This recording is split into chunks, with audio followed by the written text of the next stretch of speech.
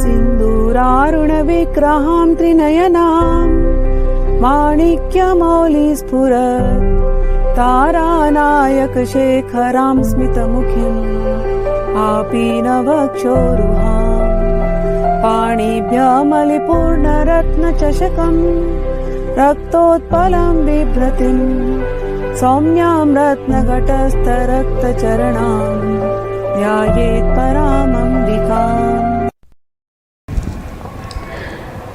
So I will talk about my experiences with Lalita Tripurasundari's sadhana. It all started when I was very young. I was around age 17 when I first came to know about Lalita Tripurasundari. My father, Swami Divyachetananand's god brother, Mr. Pandya, he had arranged one program in Bombay, and the program was doing 100,000 offerings of rice and flowers, which is known as Laksha Archana. So 100,000 offerings or 1 lakh offerings of rice and flowers and various other things like pearls and lot of jewels, gems and everything. This offerings was to be made to Divine Mother Lalita Tripurasundari. So he had invited us to the program and we all as family went there. That was the first time I heard Lalita Sahasranam. He had called his some priest from Kashi Vrindavan and some girls there were chanting the Lalita Sahasranam. It was so beautiful. It was a day's program. We all sat down and we were all given rice and beautiful flowers and the chanting was going on and then we would do the offerings. Mr. Pandya's family, I must give you a little bit brief introduction. So he is the god brother of my father. They used to meet at Bade Guruji's program, Paramahansa Nikhilesh program, and he was a diamond, he had a business of diamonds and he was very, very affluent. His wife and him were very, very pious. His brother's family also was very, very pious. I have seen them, wherever they would go, they would do a lot of charity. They went to Kashi and his wife would be like distributing money and blankets and everything like that. They were very affluent and the charity also that they gave showed their affluence. And whenever I would see Pandyaji all alone by himself also, whenever he would go to Guruji's program or he would come to my dad's program, he was a great worshipper of, devotee of Shri Bhuvaneshwari and Shri Lalita Tripurasundari, and he had got the initiation of Shri Bhuvaneshwari and Shri Lalita Tripurasundari from another guru in Kashi, Swami Dattatrayanath ji, Sitaram Kaviraj. So from him he had taken the Bhuvaneshwari deeksha and Lalita Tripurasundari deeksha, and he had called his guru also for the program, and I saw the divinity on the face of his guru also. It was very, very beautiful. And once the program was over, the entire day we were doing the chanting, beautiful chanting, a lot of flowers, and it was very, very divine, the atmosphere. In the end, when everybody was leaving, Pandyaji gave like gifts, return gifts, as we give in birthdays. So he gave like token of gifts to everybody. So we all got like one pearl as gift. Now it might not sound very great to anybody, but people from India, who come from very humble backgrounds, who come from not so rich backgrounds, who are just living like normal middle class, to see Pandyaji distributing pearls, and then he gave diamond rings to many of those married women. To see that, oh my God, that somebody can gift you diamond rings, some nose rings, somebody can gift you pearls. That was very, because I was young, so I was growing, and it was really very impressive for me because I could see the richness. Not only the richness, I could see the humility in that person too, and I could see that he was a devotee, he was a very, very great devotee, and whenever any program would happen, he would do all his rituals, he would sit with Divine Mother, he would pray and do all his rituals. That really inspired me. So when we were returning from the program back, I was talking to Papa, and I was saying, wow, what a beautiful program, and he's so rich, and he gave so much charity. We have only read it in books, but I was actually seeing it through Pandyaji.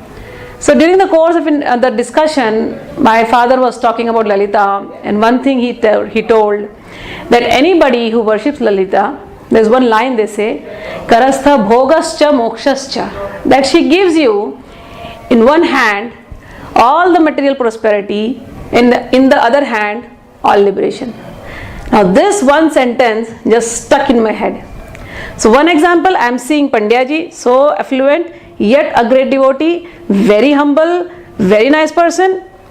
And second, I am also getting into the world of sadhana, being introduced, very new to that path.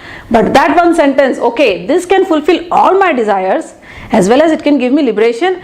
That one sentence just stuck in my head and I was inspired to do Lalita sadhana. Now to do Lalita sadhana, so I just spoke to my father. He said, you just don't go to Lalita directly. You have to first do Bhuvaneshwari. And the Bhuvaneshwari mantra is very simple. One simple syllable. It's called Reem. And he said, you have to chant 32 lakhs. Probably he was just telling it to me. He didn't expect I will do that also. So I made it in my head. Okay, I'll chant it. So then I did Bhuvaneshwari 32 lakhs. And at the same time, I got a book from Sitaram Kaviraj. I would read everything what was written in the book, and I would try to do everything, the rituals also, however it was mentioned. Along with that, one day we went to Ayappa Mandir, and there I saw some South Indian ladies. They were chanting Lalita Sahasranam, and I got interested in Lalita Sahasranam. Till then I had not even chanted the book or anything. I had only heard, and I was only chanting Bhuvaneshwari, but I had not gone to Lalita Sahasranam. Now Lalita Sahasranam is 1,000 names of Lalita. So that was the first time I heard, and then I was like, okay, I have to learn this. From where will I know? How will I know? And then I contacted all the South Indian ladies, and they gave me a little book. And then I took that book and I started chanting. It was very difficult in the beginning because it was in Sanskrit, and we were not so used to Sanskrit at that time. But somehow that love for Goddess was there, that faith and devotion was there, and that faith in my father's word and in the Guru's word, that okay, when you pray to her, you will be granted all your wishes, at the same time you will be given liberation. That faith somewhere propelled me to go and do the Lalita Sahasranam chanting. So I started chanting. Then slowly I got used to the chanting. Then I decided, okay, I'll go for 125,000. I chanted 125,000. After that 125,000 chanting seemed like a child's play. My hunger increased for more and more chanting. So the whole day and night I would be only chanting Lalita Sahasranam. Days and days. Then still I was not satisfied. I just wanted to chant. I just loved chanting. So I wanted to increase the numbers. And I learned it from my dad. If you want to increase the numbers of chanting, you can start group chanting. So in group chanting, how many people come, based on that the numbers increase.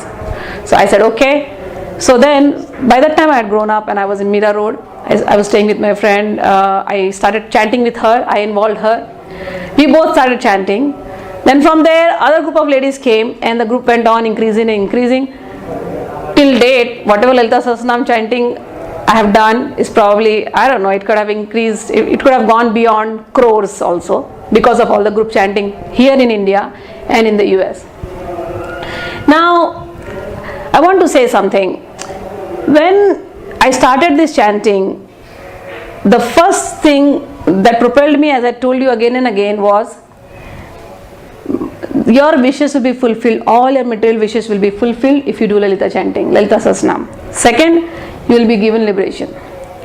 Now, many times when I tell about Lalita Sahasranam to people, this is what they get excited about too. But one has to understand what is that material prosperity that is being spoken about. So I asked my dad also about that one time, that okay, when we chant Lalita Sahasranam, they say, okay, you will be given all material prosperity. Now what is that material prosperity? You have to understand that concept very well. So my father told me one thing. This came from Yogananda, and he said, material prosperity is getting all your wishes fulfilled whenever you need it, wherever you need it, and whatever you need it. But to get that, you have to tune your will to the divine will. So tune your will to the divine will, and whatever you wish for, wherever you wish for, whenever you wish for, will be fulfilled. Now I got tremendous faith in this too. I have experimented with this statement so many times, to the point it reached that I 100% believe that whatever I think, wherever I think, whenever I think, I get everything, I have got everything. So during this period of sadhana, I reached to the conclusion that okay, all my material desires are going to be fulfilled. Now I don't need to ask anything from Goddess. All I wanted was the love of God. All I wanted was to experience this another part, liberation. They said she gives you mukti, the liberation. So I wanted to experience that part, mukti. Now understand that concept also. People talk about liberation and people think that okay, after I leave the body, I will get mukti. But actually that is now not how it is.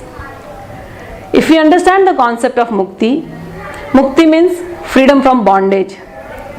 Now what is the bondage? The bondage is our attachment to all the things around us, our attachment to all the material desires around us, our attachment to all the material things. That is bondage. When Divine Mother fulfills all your material wishes, then you realize that there is nothing more to be asked from her. And you reach a state of peace where you don't ask anything and you're not attached to anything, and you know that you will be given everything.